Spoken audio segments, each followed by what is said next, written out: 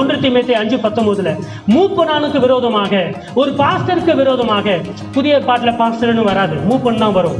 மூப்பனானவனுக்கு விரோதமாக ஒருவன் செய்யும் கம்ப்ளைண்ட். இன்றைக்கு நான் உங்களுக்கு சொல்லுகிறேன், இந்த சபையில் இருக்கிற பாஸ்டரை குறித்து, இந்த சபையில் இருக்கிற பிரசங்கிமாரை குறித்து, மூப்பரை குறித்து யாராவது கம்ப்ளைண்ட் பண்ணாங்கன்னா உடனே நம்ம ரெஸ்ட் இது பண்ணக்கூடாது. என்ன பண்ணணுமா? தீமோத்தேயுவுக்கு பவுலடியார் எழுதுறாரு, என்ன பண்ணணுமா? கம்ப்ளைண்ட் யாராவது பண்ணா 2-3 சாட்சிகள் இல்லாமல் ஏற்றுக்கொள்ளக்கூடாது. யாராவது மூப்பரை குறித்தோ மற்றவர்களை குறித்தோ சொன்னாங்கன்னா, நீ சொல்ற தம்பி சரி, இன்னும் 2 சாட்சியை கொண்டு வா. நீ சொன்ன குற்றச்சாட்டுக்கு என்ன காரணம், என்ன ஆதாரம் இருக்கு, கொண்டு வா. ஏற்றுக்கொள்ளக்கூடாது. அது மாத்திரமில்ல, மற்றவர்களுக்கு பயம் உண்டாகும்படி பாவம் செய்தவர்களை எல்லோருக்கும் முன்பாக கடிந்து கொள். எப்படி நீ நியாய தீர்ப்பு கொடுக்குற? அவர் ரெவரண்டு, அவர் செலிபிரிட்டி, நீ ஒரு சபையில் ஒரு மூப்பனாக இல்லை ஒரு விசுவாசியாக இருக்க, உனக்கு என்ன தகுதி இருக்கு? எனக்கு இந்த வசனம் தகுதி கொடுக்குறது. இது என்ன சொல்லுது தெரியுமா?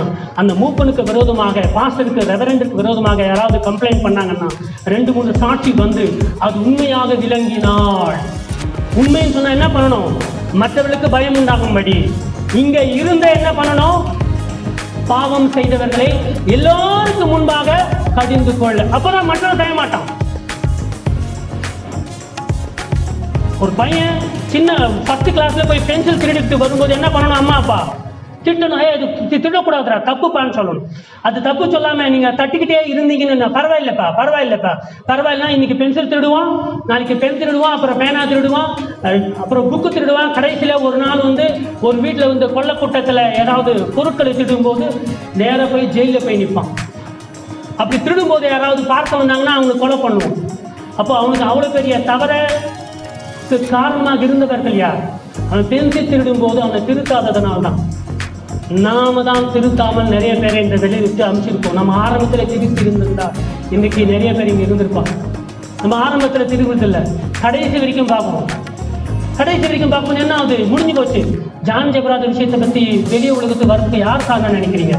தேவன் பார்க்கிறாரு, மனைவியோடு சொல்லியிருப்பாரு, மூப்பரோடு சொல்லி அவங்க என்ன பேசி, இப்போ அவருடைய வார்த்தை கேட்டீங்க இல்லையா? இங்க பாக்குறாங்க சர்ச்சில். இப்போ எனக்கும் ஒரு பெண்ணுக்கும் எங்க திருமணம் ஆச்சு இல்லையா?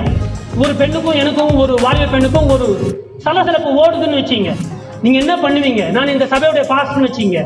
பாஸ்டரை வெளியே அனுப்பலாமா, இல்ல அந்த விசுவாசி குடும்பத்தை வெளியே அனுப்பலாமா? நீங்களே சொல்லுங்க, நியாயம் சொல்லுங்க. அதுதான் அங்கேயே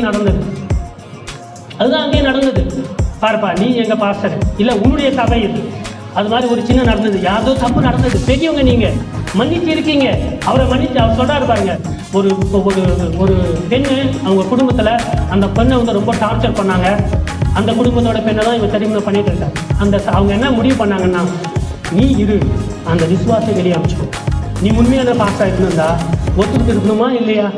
நீ உண்மையில பரிசுத்தம் இருந்தா, ஆமா எனக்கு கல்யாணம் ஆயிருக்கு, எனக்கு பிள்ளைகள் இருக்கு, என்னை நம்பி நிறைய வாலிப பிள்ளைகள் இருக்கிறாங்க, ஊழியம் இருக்கு, என்னை நம்பி கூப்பிட்டு நிறைய பேர் ஆலோசனை சொல்ல நிறைய பேர் நேசிக்கிறாங்க.